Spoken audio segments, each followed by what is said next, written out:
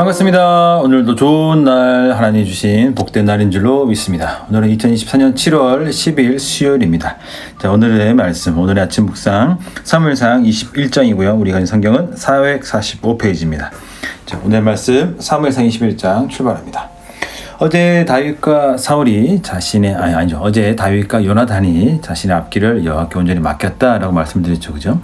자, 그 다음에 오늘 다윗의 행보, 다윗이 어디로 갔나 그것을 우리에게 말씀해주고 있습니다. 자, 21장 1절 보실까요? 다윗이 놉에 가서, 다윗이 놉 지방에 갑니다. 놉 지방에 누가 있냐면은 아히멜렉이란 제사장이 있습니다. 오늘 본문을 보시면 이 다윗과 아히멜렉은 서로 아는 사이고, 아히멜렉은 다윗을 좀 신뢰하는 그런 하나님의 사람이라는 것을 알 수가 있습니다.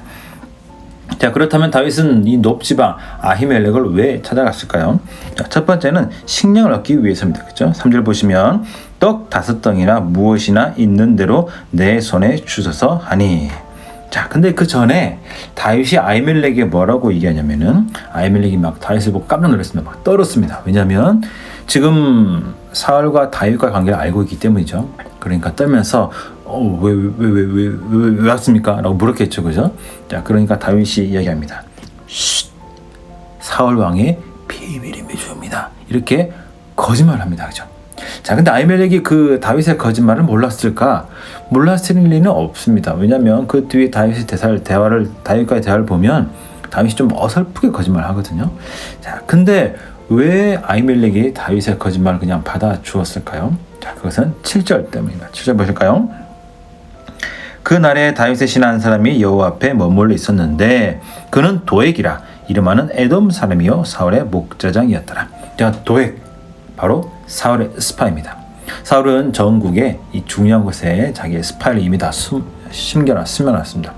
왜냐하면 다윗을 찾기 위해서죠. 자, 그러니까 지금 이 대화를 누가 듣고 있습니까? 다윗과 아히멜렉의 대화를 도액이란 사울의 스파이가 듣고 있습니다. 그러니까 표면적으로는 뭔가 아히멜렉이 모르는 것처럼 좀 해줘야 됩니다. 그리고 다윗도 아히멜렉이 자기가 아히멜렉을 속였다라는 식으로 좀 보여줘야 돼요. 왜냐하면 그래 나중에 사울이 와도 아히멜렉이 좀 무사할 수 있기 때문이죠. 그래서 다윗이 거짓말을 하는 겁니다.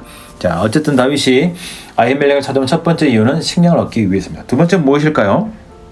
자, 몇 절 보면 될까요? 네, 8절. 다윗이 아히멜렉에게 이르되 여기 당신의 수중에 창이나 칼이 없나이까? 왕의 일이 급함으로 내가 내 칼과 무기를 가지지 못하였나이다. 아니, 자, 무기, 칼이 없기 때문이죠. 목사님, 다윗 정도면 칼 할 수 있잖아요. 자, 근데 이때 블레셋과 이스라엘 비교하면 알 수가 있습니다. 무엇을 알 수 있냐면 블레셋은 철기 무기를 가지고 있는 철기 문화고요. 그에 비해서 이스라엘은 청동 문화입니다. 그래서 이 사무엘상 잘 보면 이 철을 다루는 기술이 지금 이스라엘에 없습니다. 지금 다윗은 철제 무기가 더 중요하겠죠, 그죠? 더 중요한 일이 나옵니다. 어쨌든 무기가 필요한데 그 철제 무기를 얻기 위해서 이렇게 아히멜렉에 왔다라는 거죠. 자, 그러면 식량을 얻은 것은 이해가 되고, 무기를 굳이 철제 무기를 얻어야 됐을까 필요가 있는데, 이렇게 할 필요가 있을까 생각할 수 있는데, 그 뒤에 보시면 알 수가 있습니다. 자, 10절 보시면, 자, 그렇게 난 다음에 그 날에 다윗이 사울을 두려워하여 일어나 도망하여 가드왕 아기스에게로 가니. 자, 사울이 두려워해서 가드왕 아기스에게 갔습니다. 가드가 어디냐? 블레셋 땅입니다. 블레셋 땅에서 가드라는 도시로 갑니다. 정치적 망명을 하는 거죠. 자, 그런데 가드 하면 여러분 누가 생각납니까? 블레셋 하면 누가 생각납니까?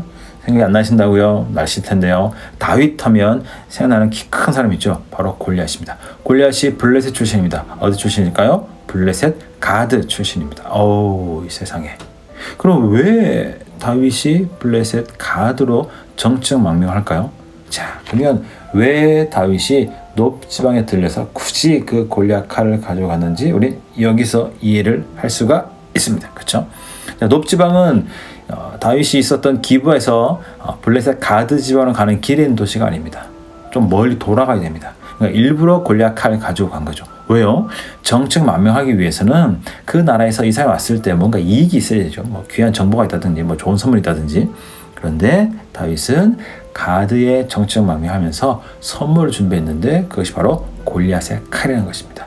그만한 선물이 없겠죠, 그죠? 자, 그래서 골리앗의 칼을 들고 정치적 망명을 했습니다. 다윗이 했죠. 자, 그러나 아기스 신하들은 어떻게 받아들입니까? 11절 보시면 이는 그 땅의 왕 다윗이 아니니까 무리가 춤추며 이 사람의 일을 노려 이르되 사울이 죽인 자는 천천히요 다윗은 만만이로다 하지 아니하니까 한지라. 다윗을 싫어합니다. 그죠? 아기스 신하들은 다윗을 싫어합니다. 거부합니다. 못 믿겠습니다. 그 땅의 왕 다윗 아닙니까? 어떻게 감히 다윗이 우리한테 정치적 망명할 수 있습니까? 안 됩니다. 자, 그런데 아기스는 조금 다윗을 좋게 봤던 것 같아요. 그런데 이때 다윗이 그 아기스의 신하들의 말을 듣고 돌이키죠. 자, 요 앞에 내용까지 보면 다윗은 하나님께 한 번도 묻지 않았습니다. 하나님 블레셋 땅 갈까요? 가드로 갈까요? 골리앗 챙길까요? 한 번도 묻지 않았습니다. 그 말은 어제 우리가 소리할 때 다윗과 요나단이 하나님께 모든 걸 맡긴다고 했지만 다윗은 이미 그때 그렇게 마음을 먹지 않았다는 것을 알 수가 있습니다. 다윗은 이미 이때부터 아니다. 골리앗 칼을 들고 가드로 가서 정치적 망명을 하면 사울로부터 좀 편안하게 살 수 있지 않을까라고 생각을 했다라는 거죠. 자, 그랬던 다윗이 깨달았습니다. 왜 깨달았습니까? 11절 아기스 신하들의 말을 들어보면 이는 그 땅의 왕 다윗이 아니니까. 다윗이 여기서 깨달았던 거죠. 내가 실수했구나. 내가 큰 죄를 저질렀구나. 내가 하나님의 기름 부음 받은 사람인데 하나님께 묻지도 않고 사울이 무서워서 피했는데 결국 사울이 무서워 피했지만 아기스가 나의 두려움이 되었구나 라는 것을 깨달았습니다.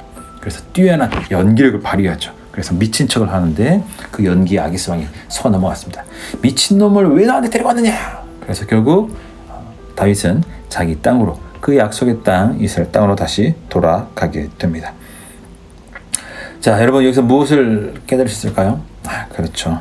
우리는 여호와 안에 있어야 된다. 우리는 예수 그리스도 안에 있어야 우리는 보호하심 받고 잘 살아갈 수 있다는 것입니다. 하나님과 함께 예수 그리스도와 함께 손잡고 동행해야 한다는 것입니다. 자, 그런데 오늘 다윗이 이 사실을 모를 리가 없겠죠. 알겠죠. 그럼에도 불구하고 왜 그 정치적 망명을 선택했을까요? 그 주님의 손을 잡고 가는 것이 힘들었기 때문이죠. 너무 괴롭기 때문이죠. 그 땅에서 사울의 킬러들을 피해서 이것저것 피다니는 것이 얼마나 힘들겠습니까? 그러나 다윗은 깨달았을 때 그 힘든 길을 선택했습니다. 오늘 저와 여러분들도 마찬가지입니다. 주님 안에 주님 손잡고 함께 동행하며 걸어야 되죠. 그러나 때로 그 길이 힘들고 절망적이고 아플 때도 있다라는 것이죠. 그때 어떻게 됩니까? 그래도 주님과 함께 동행하면서 그 어려운 길을 가야 한다는 것입니다.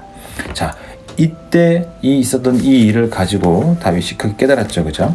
시편 34편이 바로 다윗이 이때 깨달은 그 말씀, 그 고백을 했던 노래가 바로 시편 34편입니다. 나중에 시간 되시면 다 읽어보시고 저는 6절부터 10절까지만 읽어보겠습니다. 이 공고한 자가 부르짖음에 여호와께서 들으시고 시편 34편입니다. 그의 모든 환난에서 구원하셨도다. 여호와의 천사가 주를 경외한 자를 둘러 진치고 그들을 건지심도다. 너희는 여호와의 선하심을 보아할지어다. 그에게 피하는 자는 복이 있도다. 너희 성도들아 여호와를 경외하라. 그를 경외한 자에게는 부족함이 없도다. 젊은 사자는 궁핍하여 줄일지라도 여호와를 찾는 자는 모든 좋은 것에 부족함이 없으리로다. 아멘.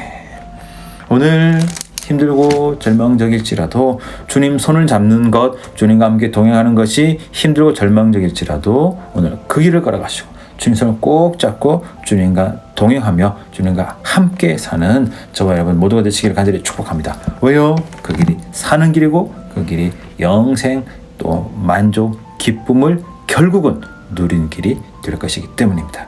오늘 주님과 함께 동행하며 주님 손을 꼭 잡고 걸어가시는 저와 여러분 모두가 되시기를 간절히 축복합니다. 잘 지내시고 저는 또 내일 만나도록 하겠습니다.